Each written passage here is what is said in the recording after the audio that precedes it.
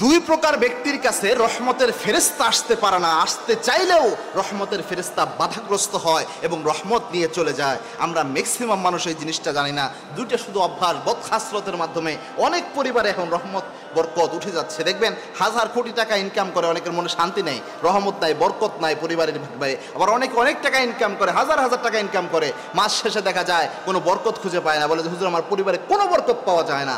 এর কয়েকটা কারণ রয়েছে, তার মধ্যে এই দুইটা কারণ আমার কাছে খুব গুরুত্বপূর্ণ লিখেছে। এই দুই ধরনের ব্যক্তির কাছে রহমত আসে না, বরকতও আসে না।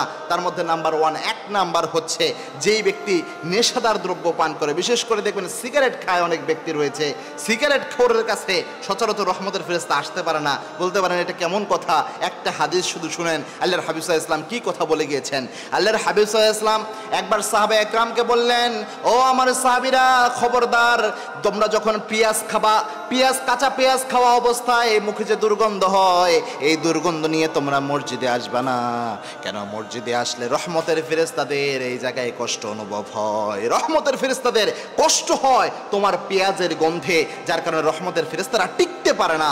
এবং আল্লাহর হাবিব সাল্লাল্লাহু আলাইহি ওয়াসাল্লাম খুব বেশি মিসওয়াক করতেন 5 ওয়াক্ত নামাজে, এবং জিবরাইল আমিন এত বেশি মিসওয়াকের ব্যাপারে গুরুত্ব আরোপ করতেন, তবুও আল্লাহর হাবিব সাল্লাল্লাহু আলাইহি ওয়াসাল্লাম বলতে মনে হতো আমার মুখ যেন ছিলে যাবে, এত বেশি মিসওয়াকের ব্যাপারে গুরুত্ব আরোপ করতেন। কেননা রহমতের ফেরেশতাদের কষ্ট হয়, হালকা দুর্গন্ধ যদি অনুভব হয়। এখন আপনারা বলেন, যে ব্যক্তি সিগারেট খায় তার মধ্যে কি শুধু দুর্গন্ধ থাকে?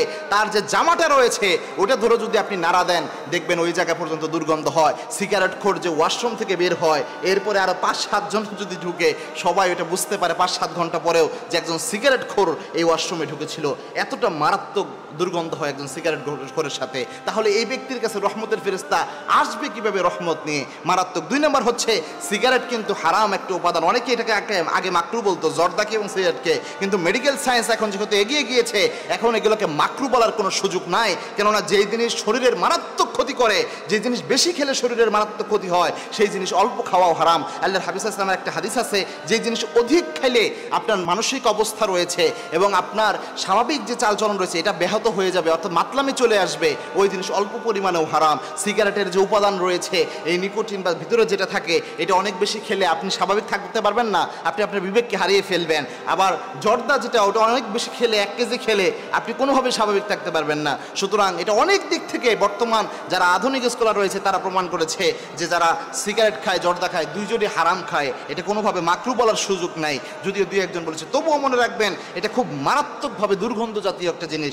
এই জন্য এটা থেকে অ্যাভয়েড করার চেষ্টা করবেন। নেশাদার দ্রব্য কেউ পান করলে, নেশাদার দ্রব্য কেউ খেলে 40 দিন রহমতের ফেরেশতা তার কাছে আসতে এবং তার কাছে ভিড়তে কষ্ট অনুভব করে, এবং 40 দিনের আমল কবুল হয় না, এক হাদিসে পাওয়া যায়। সুতরাং খুব গুরুত্বপূর্ণ একটা বিষয়। 2 নাম্বার, যে ব্যক্তি তার সাথে কোনো ধরনের ছবি, কোনো ধরনের মূর্তি, কার্টুন, এই ধরনের জিনিস, বিশেষ করে ঘরের পরিবেশে এই জিনিসগুলো রাখে, দেখবেন অনেক শোপিস পাওয়া যায়, বিভিন্ন প্রাণীর ছবি রাখা, বিভিন্ন জিনিস, অথবা অনেকে ঘরের মধ্যে কুকুর প্রতিপালন করে, এই ধরনের জিনিস যদি কোথাও থাকে, ছবি, মূর্তি, কুকুর, তাহলে ওই জায়গায় রহমতের ফেরেশতা আসে না।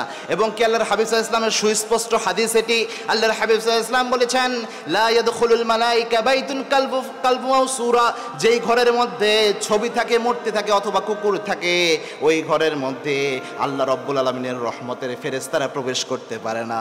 সুতরাং এই 2টা বিষয় থেকে আমাদের সতর্ক থাকা উচিত। বিশেষ করে আমরা যেন রহমত থেকে বঞ্চিত না হই, এই দিকে আমাদের খেয়াল রাখা উচিত।